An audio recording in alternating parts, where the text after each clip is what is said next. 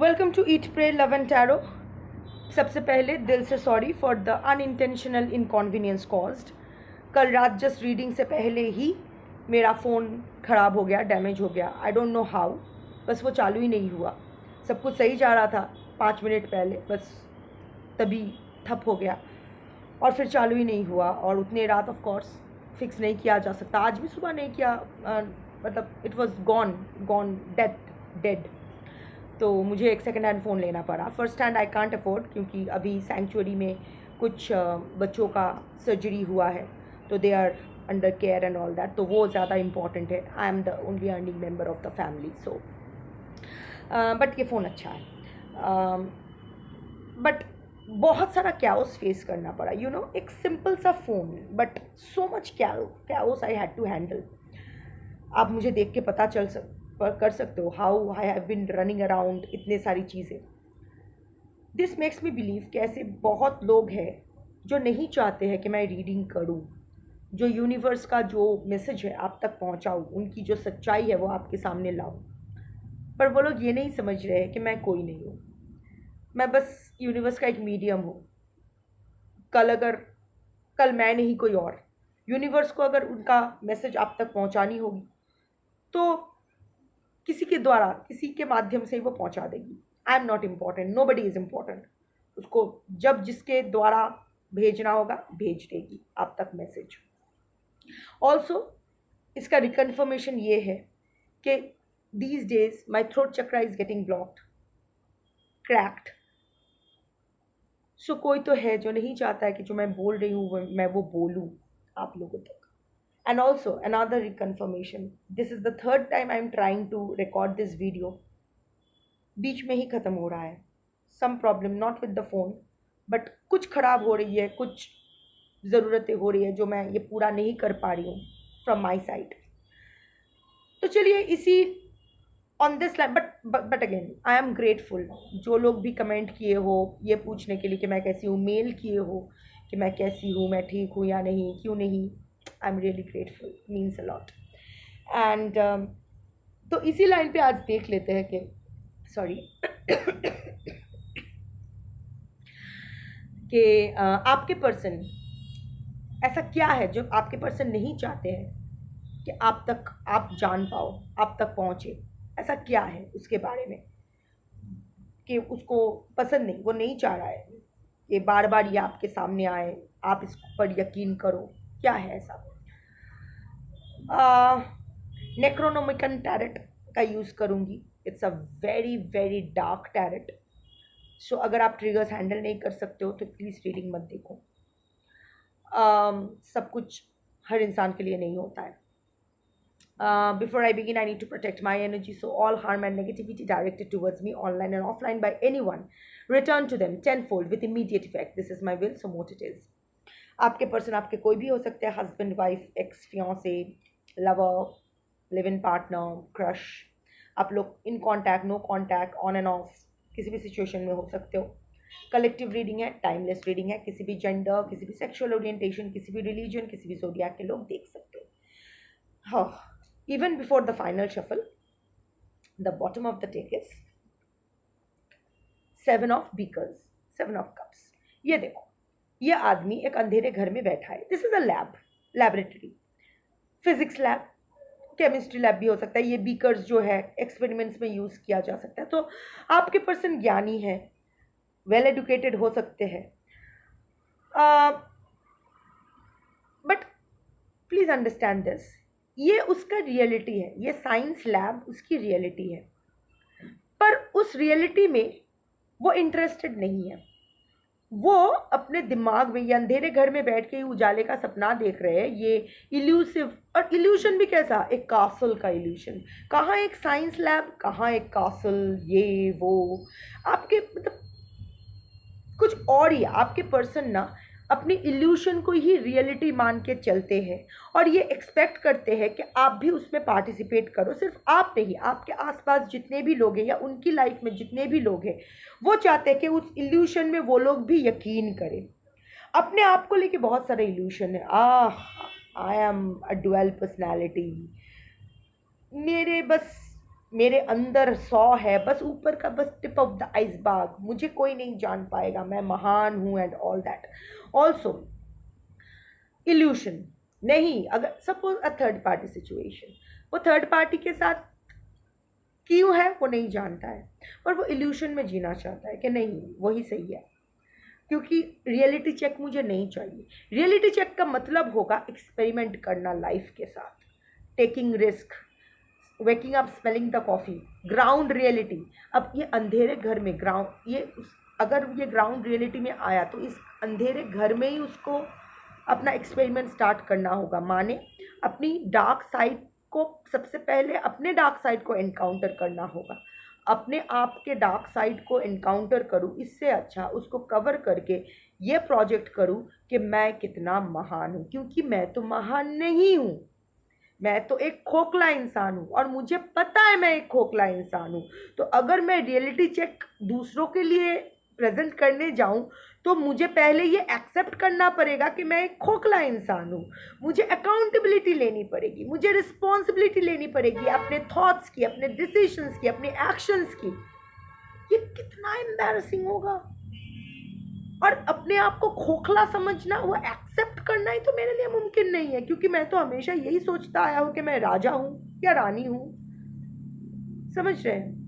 और I think आप दोनों में जो स्प्लिट हुआ है या जो भी चीज़ें खराब होती है ना, उसका कोर पॉइंट यही है कि आपके पर्सन चाहते हैं कि उसके ड्रामे में आप पार्टिसिपेट करो, उसकी इल्यूशन में आप पार्टिसिपेट करो, उसकी इल्यूशन को आप रियलिटी मान के चलो। सो मच सो के आप उसने आपको भी एक इल्यूशन में डाल दिया है। ये जो आप सोचते हो कि वो शायद उसकी कोई मजबूरी होगी इसलिए वो नहीं आ पा रहे हैं मेरे तरफ, शायद थर्ड पार्टी ने कुछ किया होगा, नहीं नहीं वो वापस आएगा, ये वो, ये जो इल्यूशन, वो जो कॉन्स्टेंटली अभी भी वो आपको मिक्स्ड सिग्नल्स दे रहे हैं। ऐसा नहीं है कि एकदम साफ साफ बोल रहे हैं कि तुम नहीं चाहिए या फिर तुम चाहिए, मिक्स सिग्नल्स दे रहे हैं, आपको इल्यूशन में रख रहे हैं, खुद भी इल्यूशन में जिएंगे, सबको इल्यूशन में रखेंगे। रियलिटी चेक इसको करना ही नहीं है। रियलिटी चेक का मतलब है खुद खुद को नंगे होते हुए देखना, यू नो, और उसको उसकी नेकेडनेस पे शर्म आती है।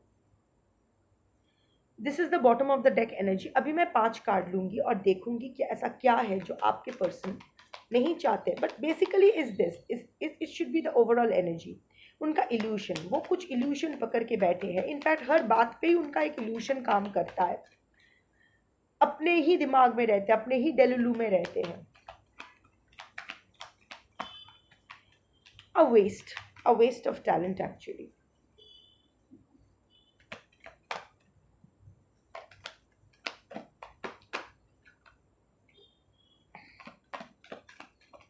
चिपक रहे हैं कार्ड्स। क्लोज्ड अप एनर्जी तो है, 1 2 3 4, और दो और एक लेना है, इतने सारे एक साथ में।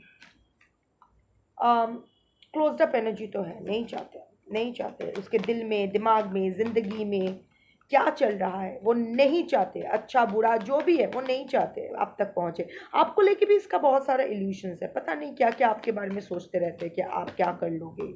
आ गया 5 कार्ड्स, देख लेते। सॉलिट्यूड, 6 ऑफ बुक्स, 4 ऑफ बिकल्स,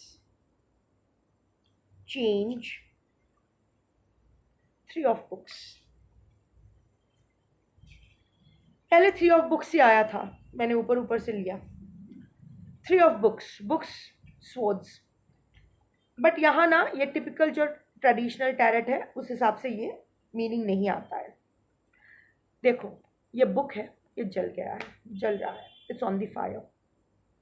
तो आपके पर्सन के जितने भी ज्ञान, जितने भी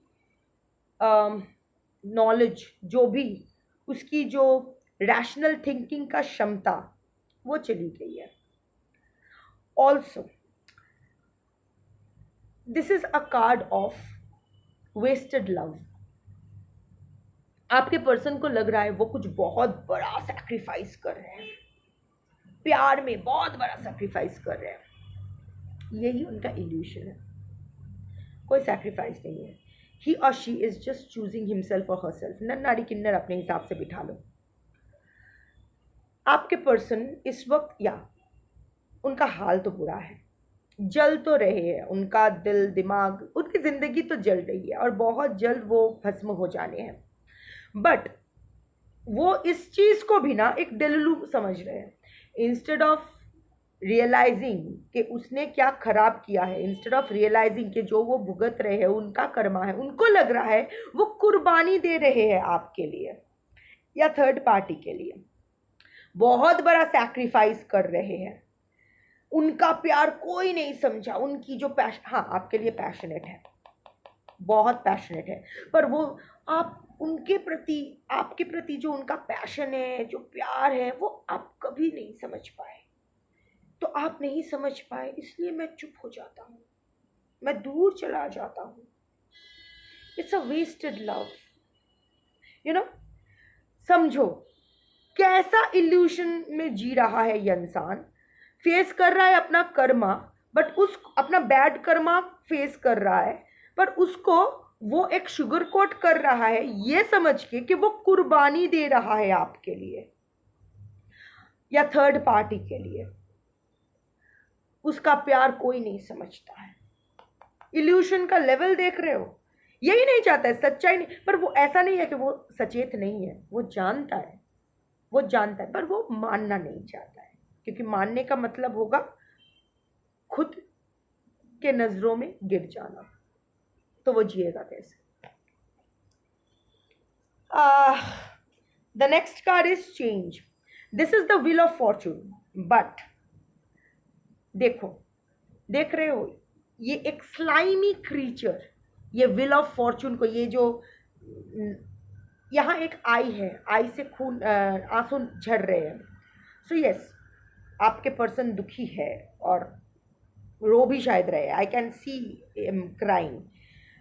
पर यहाँ देखो, अब रोने से कुछ नहीं हुआ, क्योंकि इनका जो विल ऑफ फॉर्चून है, this is covered by a slimy creature, octopus की तरह चारों तरफ से एकदम टेंटिकल्स में एकदम जकड़ा हुआ इंसान।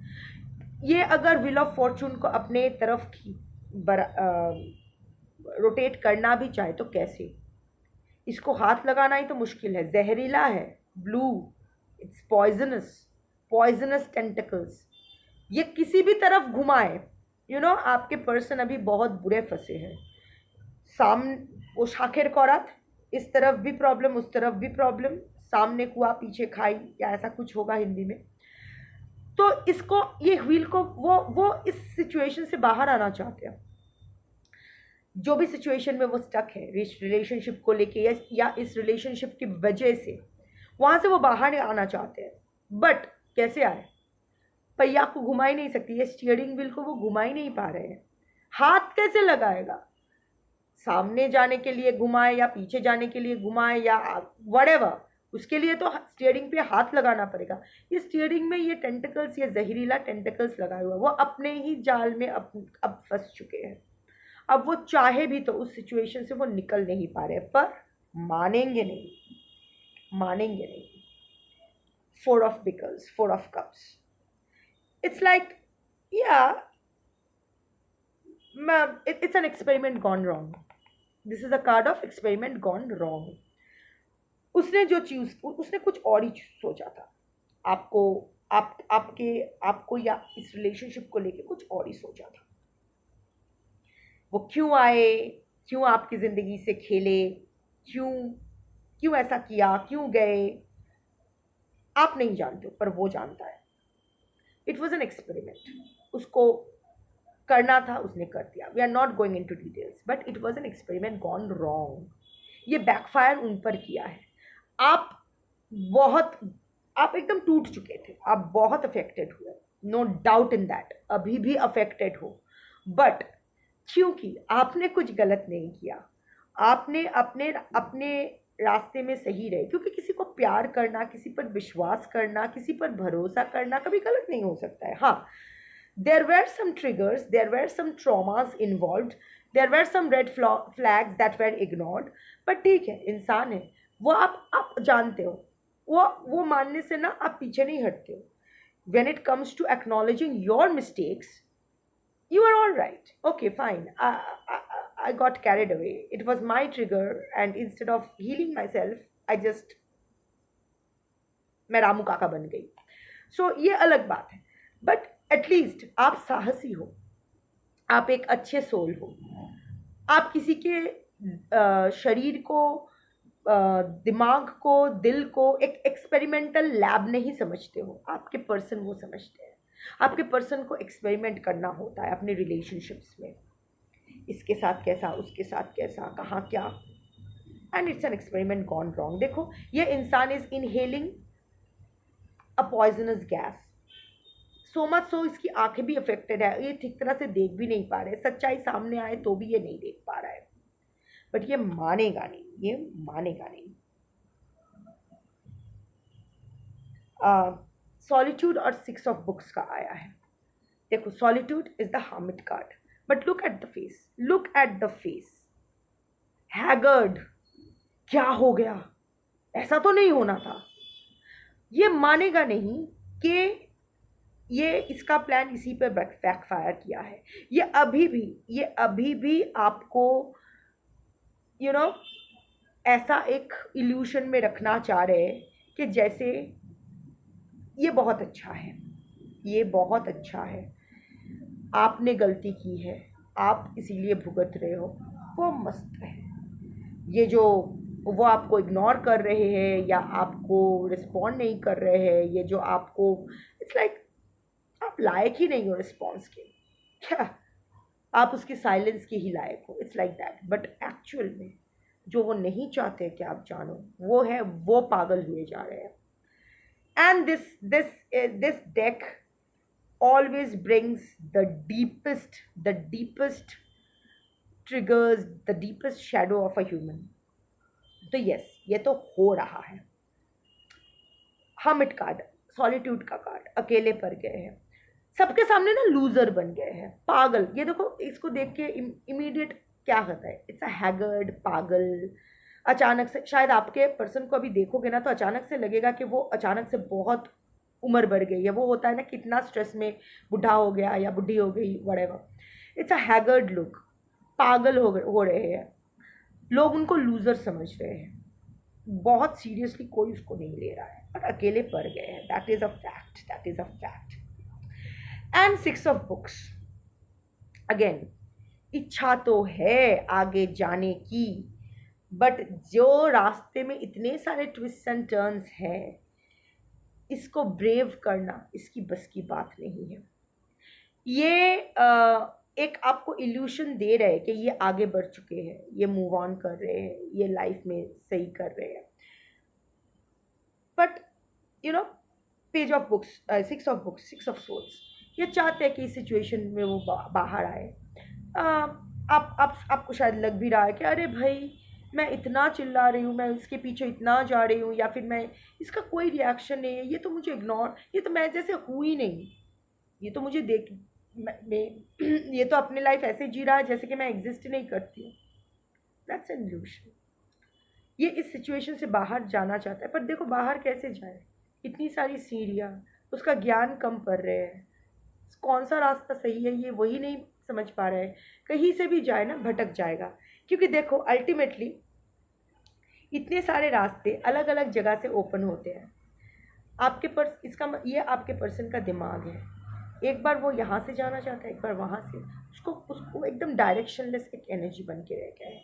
सो बेसिकली यही है कि आपको वो इल्यूशन में रखना चाहते हैं, वो नहीं चाहते कि आपको पता चले कि वो अच्छे नहीं हैं, वो टूट रहे हैं, वो जो जो जहर वो आपको पिलाना चाहते थे वो खुद पी के बैठे हैं, कुछ नहीं किया जा सकता है।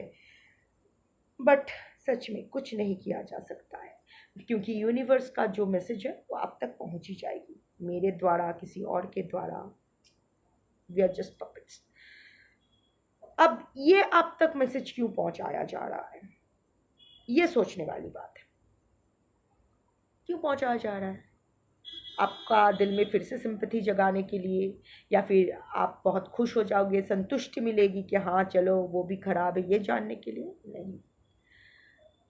आपको ये कहने के लिए ये कहा जा रहा है कि हर इंसान अपने लिए रास्ता खुद बनाता है, उसकी actions we are nothing but consequences of our own thoughts and actions.